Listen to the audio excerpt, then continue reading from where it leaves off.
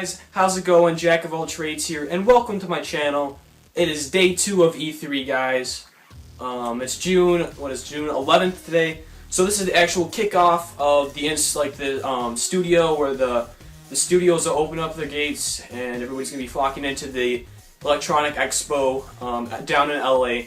But today I just wanted to go over my thoughts on some of the conferences that I watched yesterday and other miscellaneous things that I heard, or other games, or rumors, stuff like that I heard.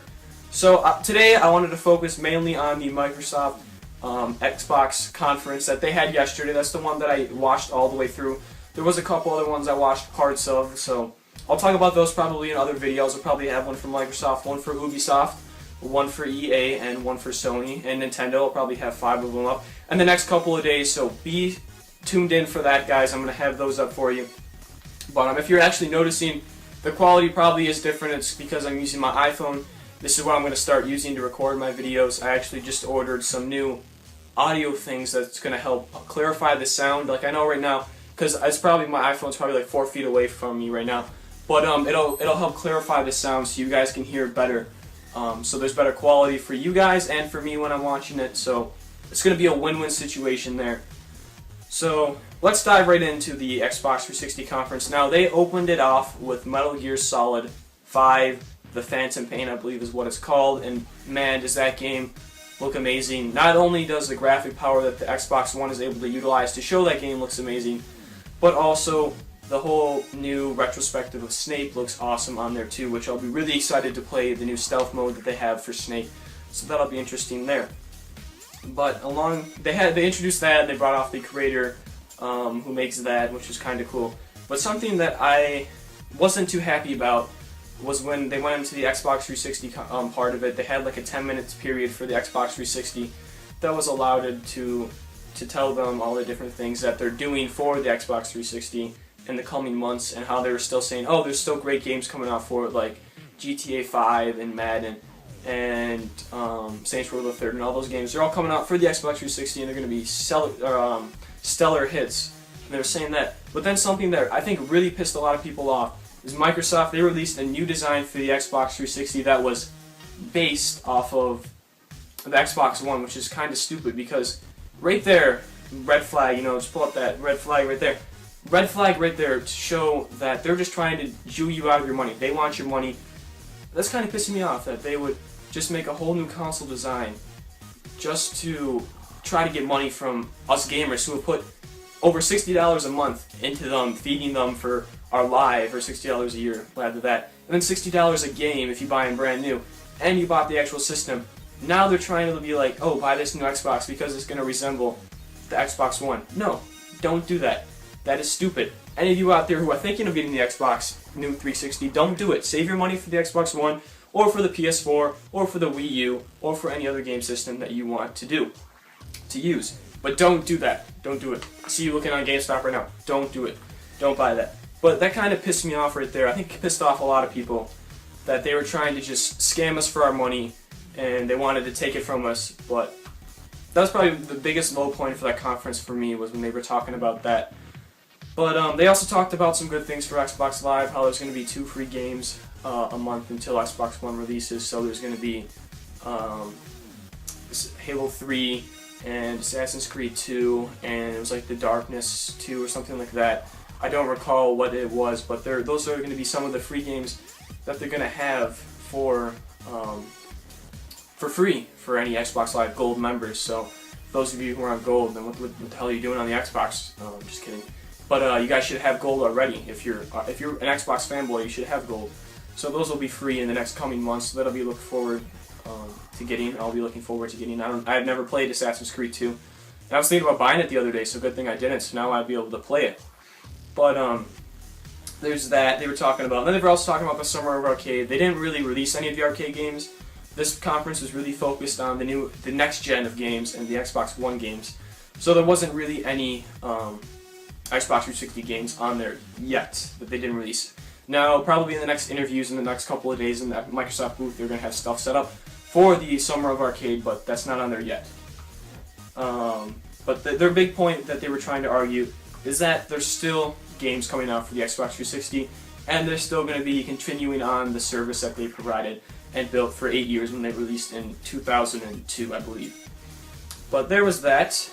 That was the Xbox 360 part of it, and then they went into showing some new games, and they're like, oh, after this, everything that you see from now on is going to be Xbox One only. After that part was done, Xbox went on to, or Microsoft went on to share all the new games for Xbox One, and the first game that they showed, which is probably my most anticipated game for the Xbox One, is going to be Rise. I forget what developers doing that, but that game looks amazing. The graphic power on it not alone looks amazing on there, but also the story on it looks great too, because I usually like historical based games like the Black Ops series.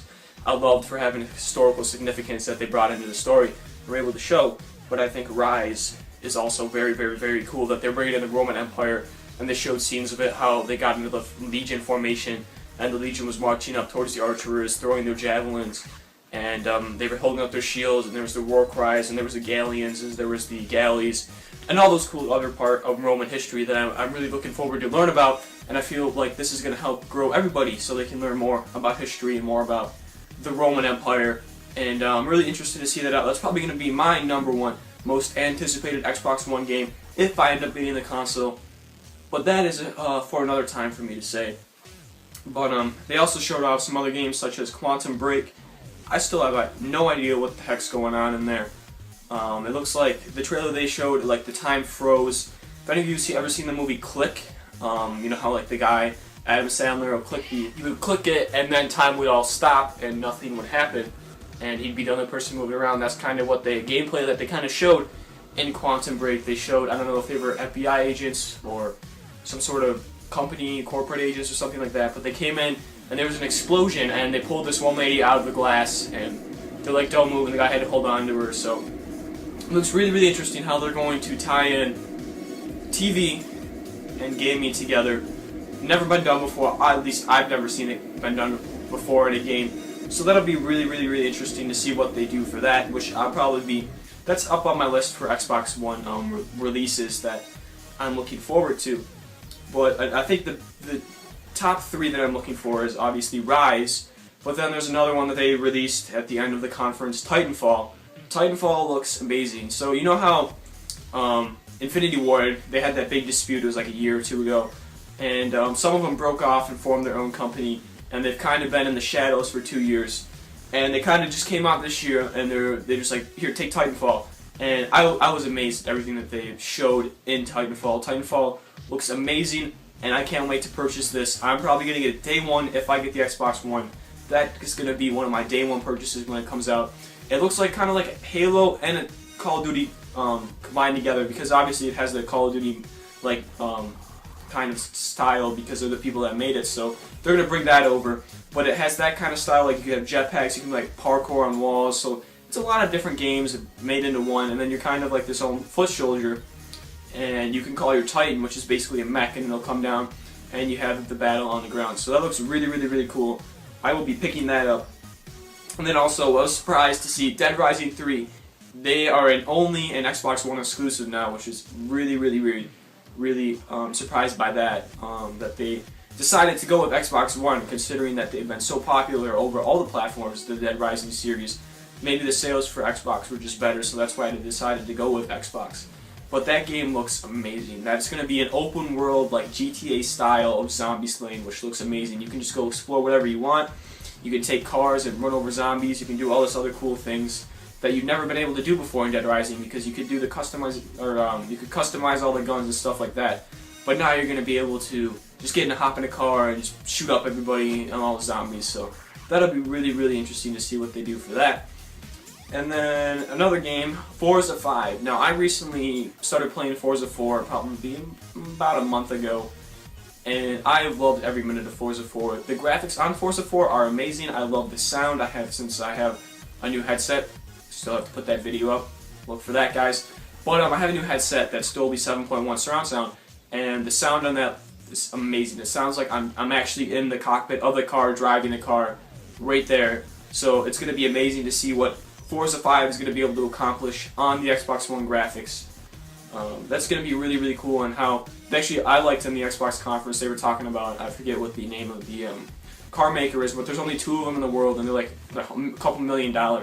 And they had it rise up from the ground, and they were just like Forza 5, bam, and then so that was really, really cool part of the conference right there, which I think grasped a lot of attention for all sorts of gamers, you know, the ones who like the cars and stuff like that. So I will probably be picking that up too. So probably my top 3 games right now that I'm going to be getting for the Xbox One exclusive, that are only exclusive to them, are going to be Rise #1, Titanfall #2, and Dead Rising #3.